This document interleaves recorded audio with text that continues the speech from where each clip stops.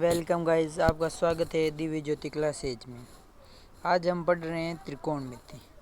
त्रिकोणमिति क्या होती है, त्रिकोणमिति के उपयोग कहाँ होते हैं, त्रिकोणमिति का उपयोग कैसे करते हैं, इस सब बातों के बारे में आज हम चर्चा करें।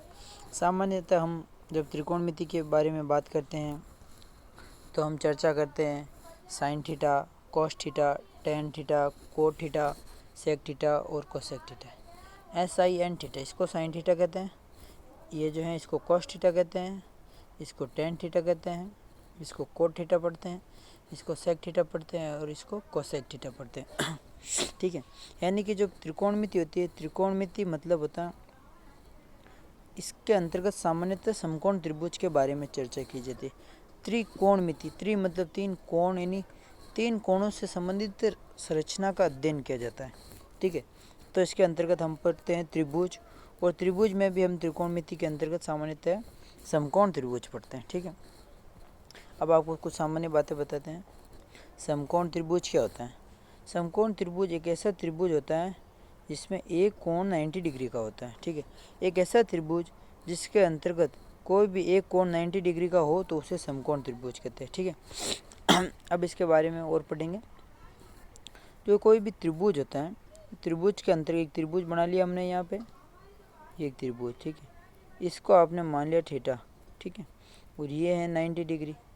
तो थीटा के सामने वाली भुजा होती है लंब होती है। ठीक है, तो ये थीटा है, तो इस थीटा के सामने वाली भुजा ये है, तो इसको हम बोलते हैं लंब L। ठीक है, तो यहाँ पे हमने लिखा है जो थीटा के सामने वाली भुजा L है वो लंब है, और जो समकोण के सामने वाली भुजा होती है उसको कर्ण कहते हैं। तो ये समकोण के सामने वाली भुजा कर्ण के, और जो आधार क्या होता है, ठीक है, जो एक तो हो गया कर्ण, एक हो गया लंब, जो तीसरी भुजा होती है वो आधार होती है। यानी कि आधार वो होता है जिस पर किसी भी त्रिभुज की रचना होती है। ठीक है, इस आधार पे ये त्रिभुज बना हुआ, तो ये हो गया ए आधार। ठीक है, तो आप समझ गए लंब क्या होता है, कर्ण क्या होता है और आधार क्या होता है। त्रिभुज, त्रिभुज के अंदर कोई भी एक एंगल, एंगल के सामने वाली भुजा लंब, जो समकोण है उसके सामने वाली भुजा कर्ण, जो तीसरी भुजा है वो है आधार।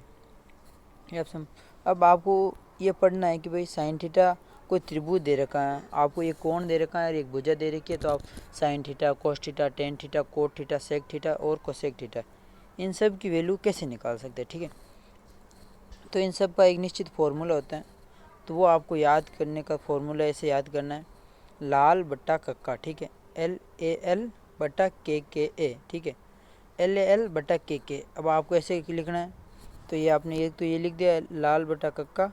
ठीक है, अब आपको इसको ऊपर से लिखना शुरू करना है, साइन थीटा सबसे पहले, फिर कोस थीटा, फिर टेन थीटा, फिर इसको नीचे आए वापस, या कोट थीटा या सेक थीटा और या कोसेक थीटा। कहाँ से शुरू करना? LAL बटा KK लिख दिया, फिर sign, cos, tan, cot, sec और कोसेक। ठीक है, अब कैसे याद करें? तो ऊपर जो साइन आ रहा है तो वो क्या आ रहा है, L/K आ रहा है। साइन के नीचे देखो L और K है, तो L/K, तो साइन थीटा L/K। ठीक है, फिर आपको पढ़ना कोस थीटा A/K, ये A/K। ठीक है, फिर टेन थीटा L/A।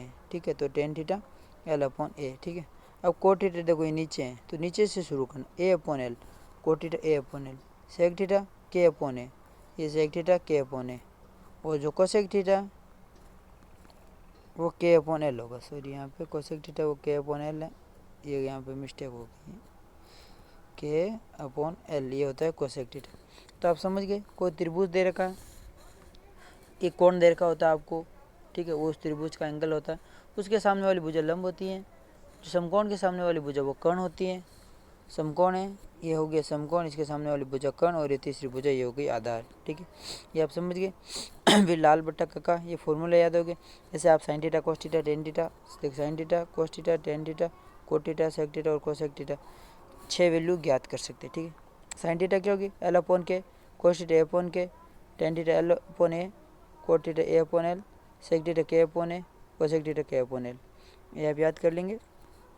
ठीक है, अब आपको आगे क्या देखना है, ये देखो। अब इससे अगर देखें तो साइन थीटा क्या होता है, ये देखो, इन दोनों की तुलना करो, आप ऐसे करो, साइन थीटा और कोसेक थीटा दोनों को देखो। ठीक है, ठीक है, अब आपको क्या करना है, साइन थीटा ये नीचे L है। ठीक है, K/A, चलो आप इसको बाद में देखना, पहले आप कोस थीटा और सेक थीटा को देखो। ठीक है, तो क्या दिख रहा है, कोस थीटा A/K है। ठीक है, और सेक थीटा के अपॉन है, मतलब क्या दिख रहा है कि भाई ए अपॉन के और के अपॉन है। ठीक है, अगर आप ऊपर वाले ये सेक थीटा है इसको उल्टा कर दे तो क्या होगा 1 अपॉन सेक थीटा।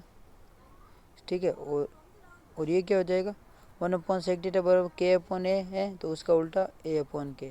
ठीक है, तो ये भी आ रहा है ए अपॉन के बराबर 1 अपॉन सेक थीटा, और ऊपर क्या है ए अपॉन के बराबर कॉस थीटा। ठीक है, तो क्या हो गया इससे आप क्या कह सकते हैं कि भाई देखो कोस थीटा और सेक थीटा एक दूसरे के व्युत्क्रम दिख रहे हैं आपको।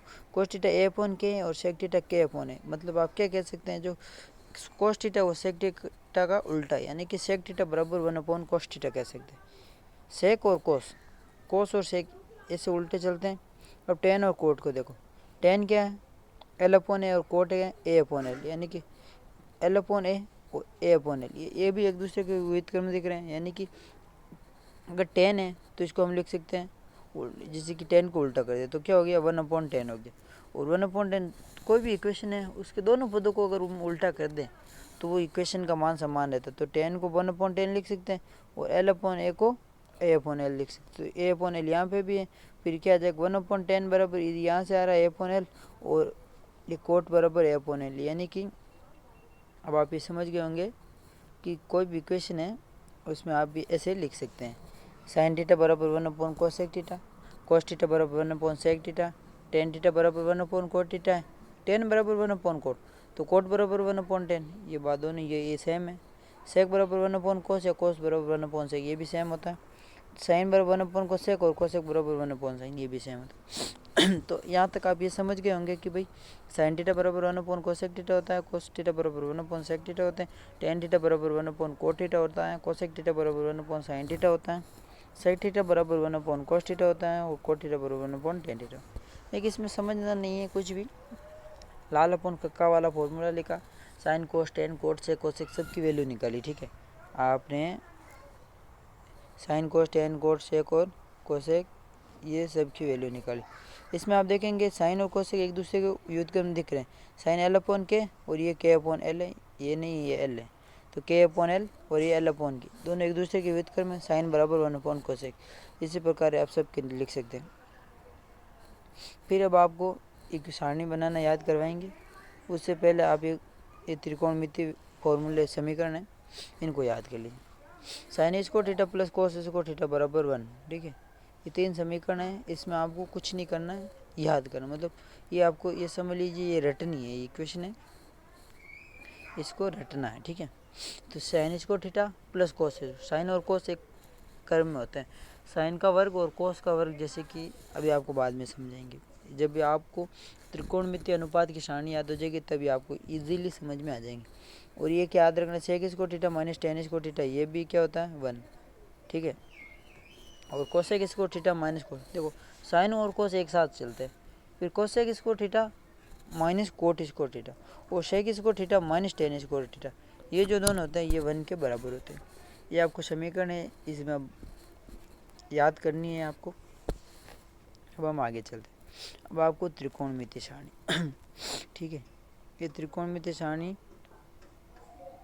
त्रिकोणमितीय अनुपात की सारणी है, ये आपको एग्ज़ाम के अंदर पूर्णतः याद होनी चाहिए। ठीक है, लेकिन हम आपको याद करने के लिए नहीं कहेंगे। ठीक है, हम आपको इस एक सारणी को समझाएंगे और ये भी बताएंगे आपको एग्ज़ाम में क्वेश्चन कैसे करने। ठीक है, त्रिकोणमितीय अनुपातों की सारणी, सबसे पहले आपने देखा था कि sine theta cos theta tan theta cot theta sec theta और कोसेक थीटा, हमें इसके बारे में चर्चा करनी है। ठीक है, तो अब हम क्या करेंगे, साइन थीटा। ठीक है, तो थीटा क्या होता है, 0 हो सकता है साइन 0, थीटा है 30 हो सकता है तो साइन 30, 45 हो सकता है तो साइन 45, 60 हो सकता है और 90 हो सकता है। ठीक है, आपको ये 5 थीटा हो सकते हैं।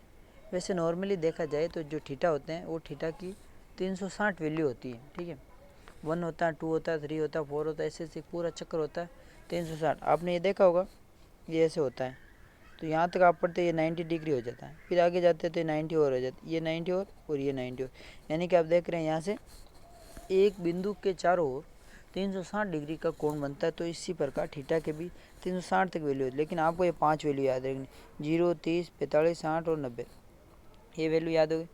अब आपको हम सिखा रहे हैं कि ये त्रिकोणमितीय अनुपातों की सारणी कैसे बनाते।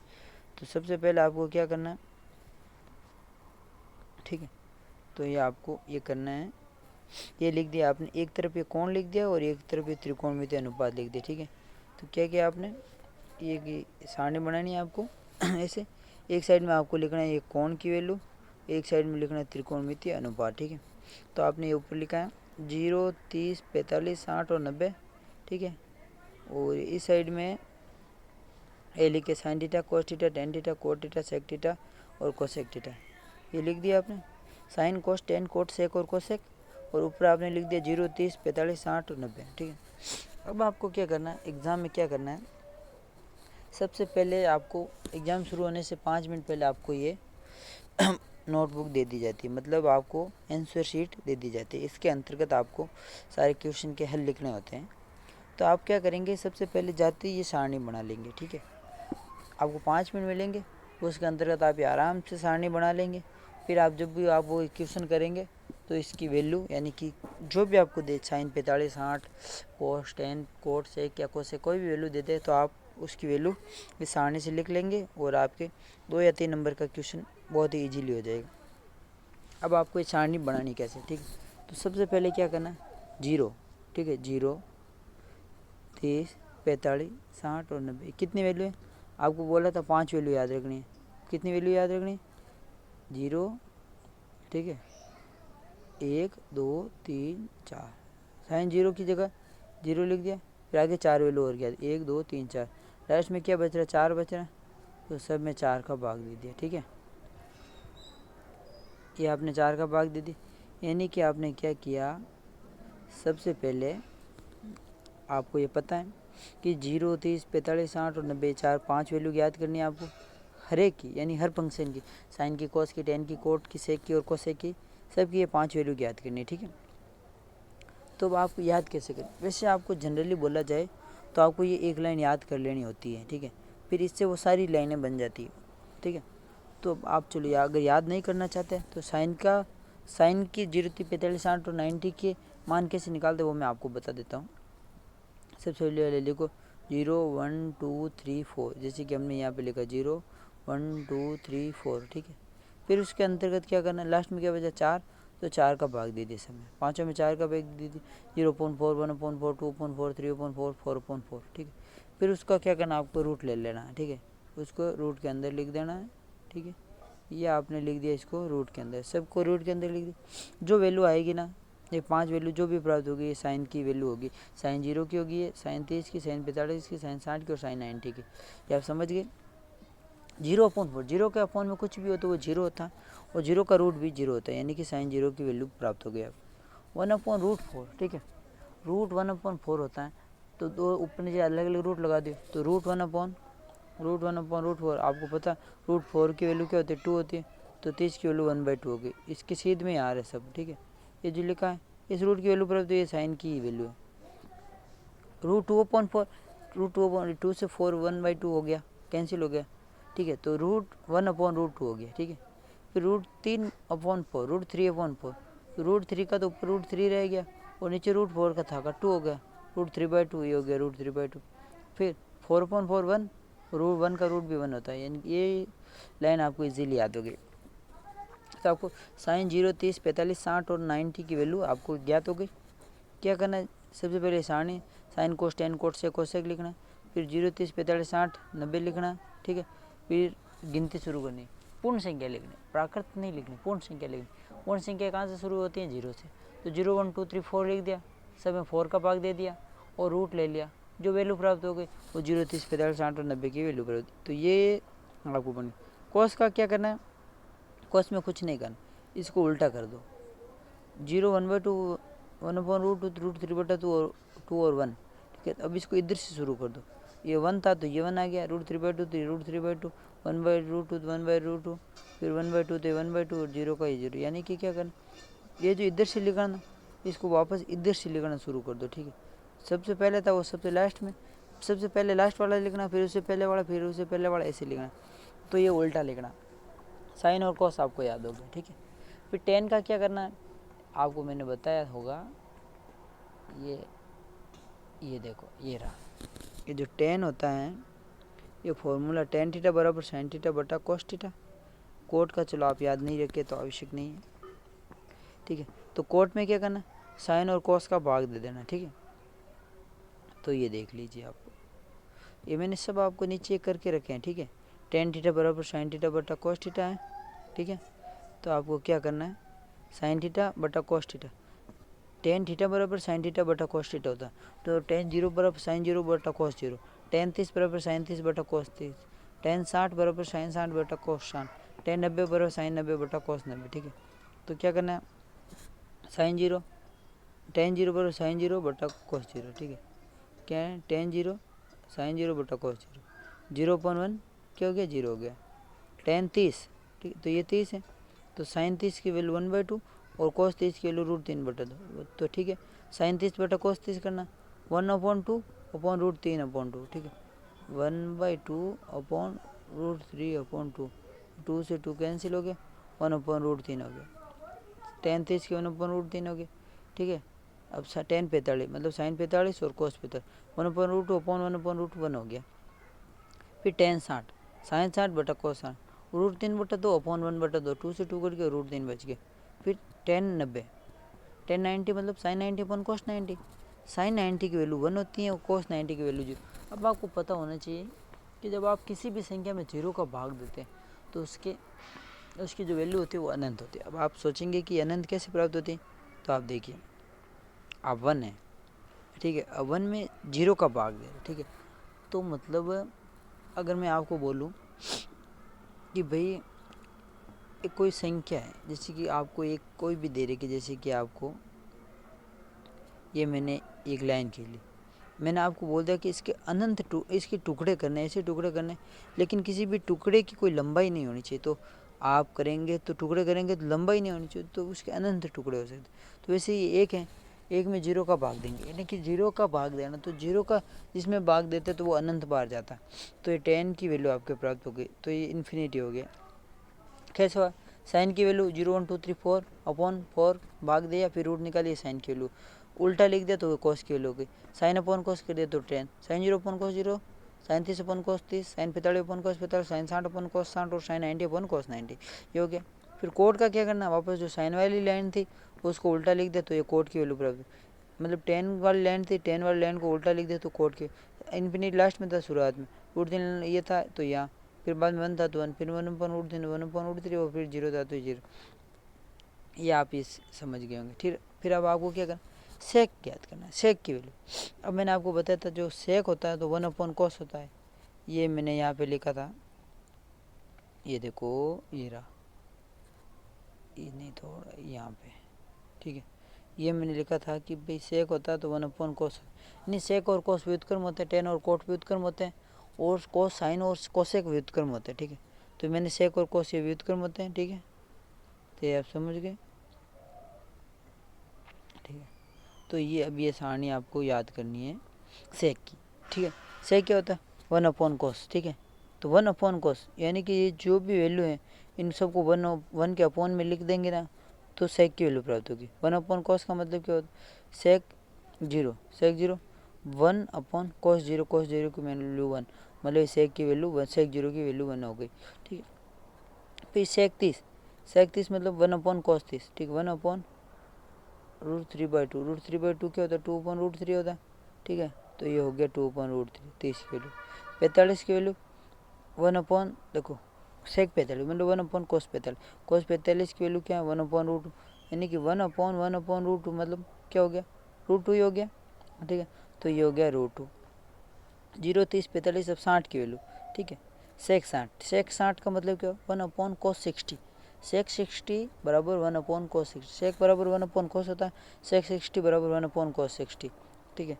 तो ये 60 है, देखो ये cos 60, 1/cos 60, cos 60 की वैल्यू है तो 1/2, ठीक है। तो ये क्या होता है, ये यहाँ चला जाता है, ठीक है। तो ये 2 हो गया। अब आपको भाग देना तो आना चाहिए। फिर cos 90 0, तो सेक 90 क्या होगा, 1/cos 90 यानी कि 1/0। फिर आपको बताया था 1/0 क्या होता है, इन्फिनिटी होता है। तो सेक की लाइन हो गई, ठीक है। कोसेक की लाइन इधर से, मतलब आपको लाइनें तो 3 निकालनी, ठीक है। बाकी 3 तो आपको उल्टा करके लिखना है सभी 3 लाइनों को। साइन की वैल्यू 0 1 2 3 4 तक लिखा और 4 का भाग दिया सब में और रूट निकाल दिया, तो ये साइन की वैल्यू प्राप्त हो गई। आप स्वयं सोचिए, मैं जो बोल रहा हूँ बस सुनिए। साइन की वैल्यू मतलब 0 1 2 3 4 लिखा, उसमें 4 का भाग दिया, फिर उसका रूट निकाला, तो ये साइन की वैल्यू प्राप्त हो गई। कोस की लाइन लिखनी है। जो साइन की लाइन थी उसको आरोही और अवरोही क्रम आपने पढ़ा होगा। तो जो कोई भी संख्या थी आपको बोल दिया जाता था इसको अवरोही क्रम में लिखो, तो आप उसको घटते हुए क्रम में लिखते थे। उसी प्रकार यहाँ पे भी क्या, जो साइन के जो 5 मान आ रहे हैं उसको उल्टा लिखना शुरू कर दो, तो कोस की वैल्यू प्राप्त हो। फिर टेन आपको पता साइन अपॉन कोस, ठीक है, तो ये कर दिया। साइन 10 थी, 0 निकालना, साइन 0 अपॉन कोस 0, मतलब ऊपर वाले 2 लेने लिखी, दोनों के बीच में भाग का चिन्ह लगा दो, तो 10 की लेन साइन 0 और ये 1 है, इसके बीच में आप ये भाग का चिन्ह लगा दिया, तो जो आ रहा है वैल्यू आ रही है वो 10 में लिख दो, उसको उल्टा कर दो, कोट आ गया। फिर सेक बराबर 1 अपॉन कोस, यानी कि जो कोस वाली 5 वैल्यू, कोस की 5 वैल्यू प्राप्त हो उसको 1 अपॉन में लिख दो, ठीक है। जैसे कि कोस 1 था 1 अपॉन 1, रूट 3/2 था तो 1 upon root 3 upon 2, 1 upon root था तो 1 अपॉन रूट 2 लिख दिया, 1 अपॉन 2 था 1 अपॉन 2 लिख दिया, ठीक। 0 था 1 अपॉन 0 लिख दिया, तो सेक की वैल्यू प्राप्त हो। फिर इसको उल्टा कर दिया तो ये कोसेक की वैल्यू प्राप्त होगी, ठीक है। ठीक, अभी आपको सब वैल्यू प्राप्त होगी। ये मतलब ये सारणी आपको याद होगी। साइन 0 1 2 3 4 में 4 का भाग देके रूट निकालना है। कोस है उसको उल्टा लिखना है। 10 है, साइन की लाइन थी और कोस की लाइन थी, दोनों के बीच में भाग का चिन्ह लगा देना। कोट है, इसको उल्टा लिखना है। सेक है, कोस को जो है 1 अपॉन में लिख देना, तो सेक आ जाएगा, फिर उसको उल्टा लिखना है तो कोसेक आ जाएगा।